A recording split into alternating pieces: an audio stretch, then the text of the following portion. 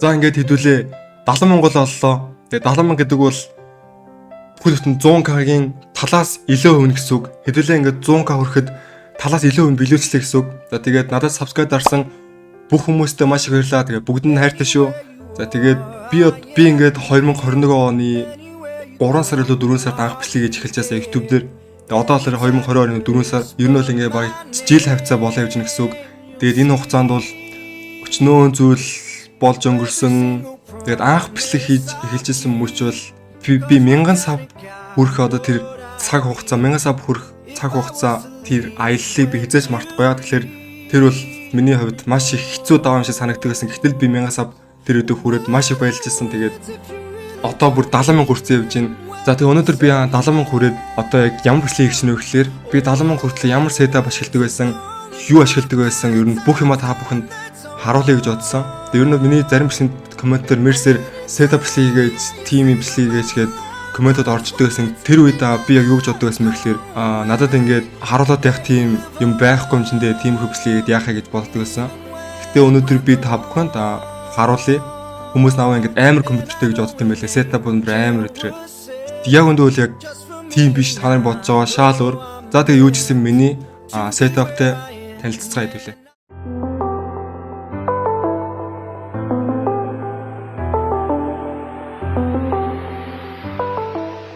За ингээд миний компьютер бол ер нь ийм их харагдаж байна.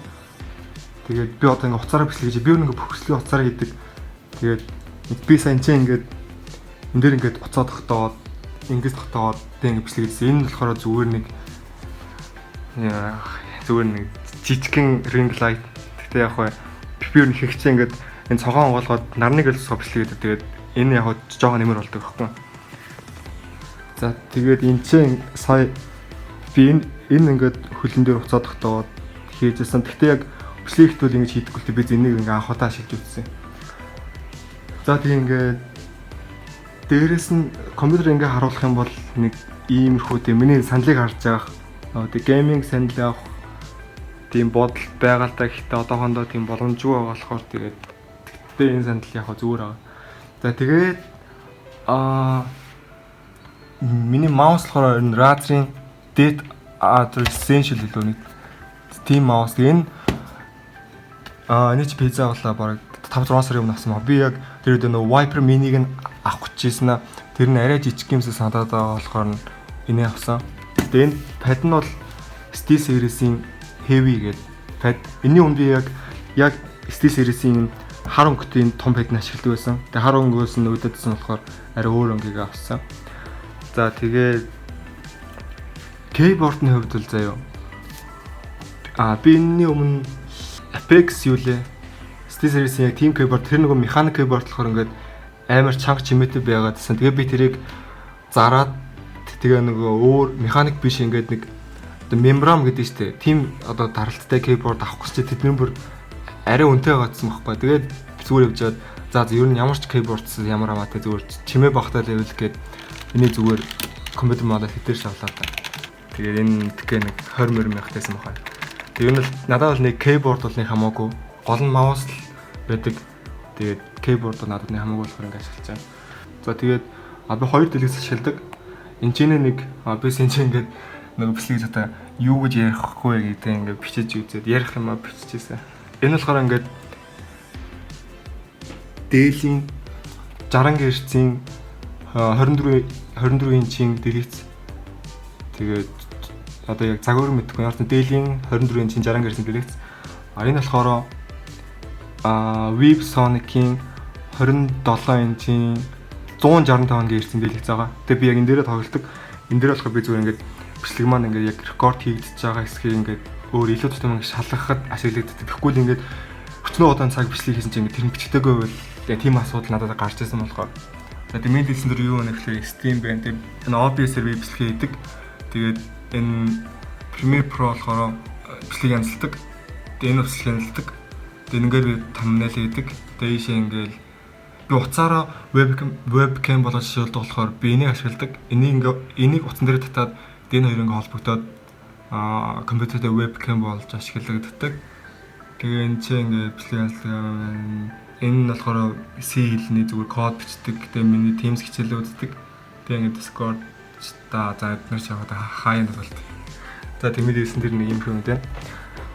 За тэгээд би яг одоо бичлэгэн дээр яг яаж одоо вебкам тогтоодог вэ гэхээр яг энэ хөл байгааз.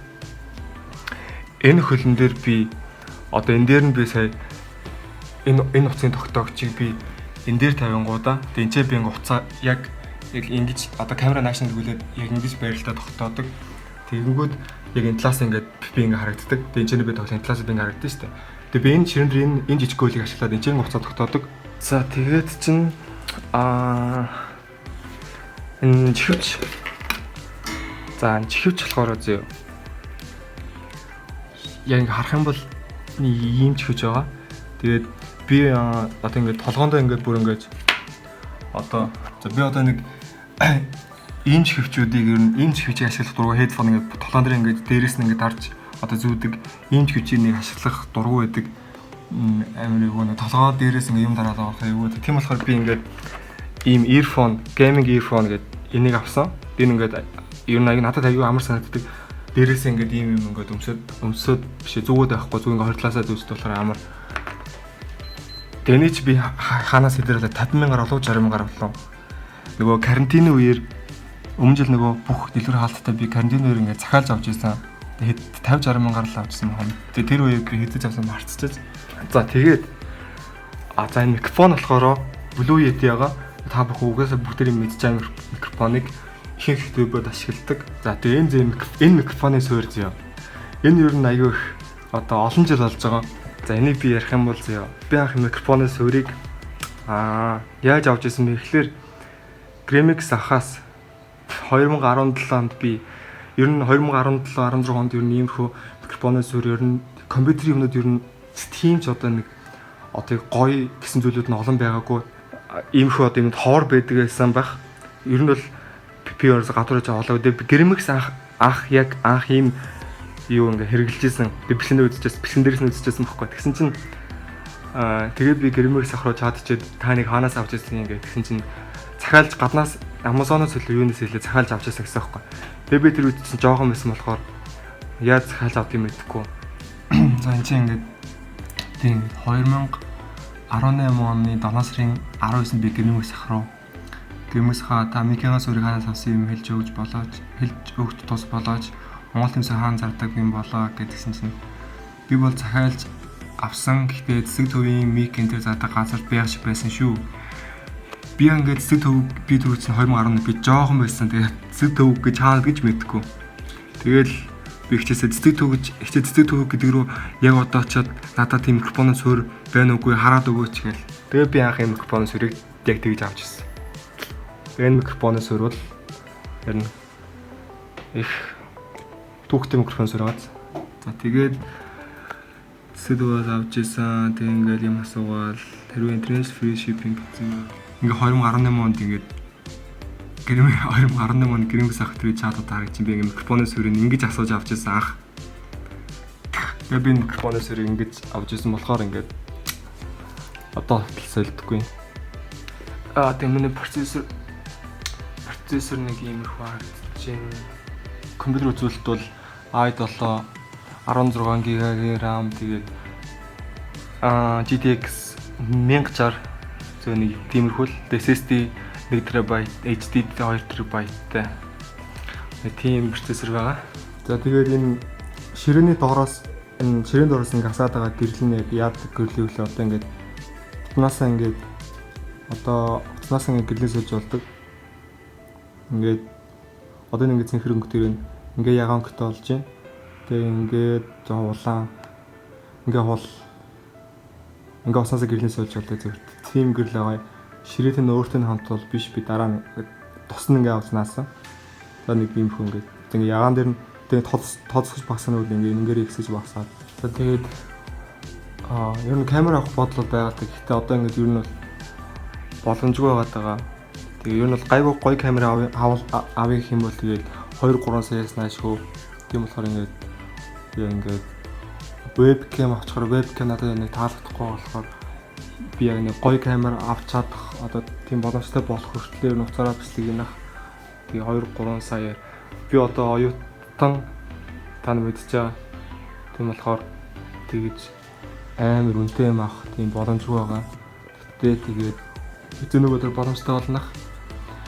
Тэр цагт би тэгээ гоё камер аваад тэгээд та нарт харууллаа заяа. Одоохондоо бол миний сетап юм байна. Тэгээд та бүхэн таалагдсан гэж найдаж байна. За тэгээд миний сетаптай танилцсан та бүхэнд маш их баярлалаа. Тэгээд ер нь бол би одоо ингээд надад тийм гой зүйлүүд хүмүүс одоо танилцуулаад байх зүйлүүд байхгүй ч гэсэн би яагаад имслэг хийсэн бэ гэхээр яг эцээс би та нарт одоо байгаа зүйлдээ сэтгэл хангалуун байгаараа гэдгийг л одоо ингэж харуулахад зорилоо. Надад тийм гоё камер авахгүй ер нь яг тийм бүр нэг гоё гэсэн байхгүй яг ингэ надад л ингэ болж байгаа. Өөр хүмүүс хараад бол тийм гоё гэж харахааргүй зүйлүүдэд тэгтээ би энэ дээр ингэ бичлэг хийгээд одоо ингэ 70,000 хүрчлээ.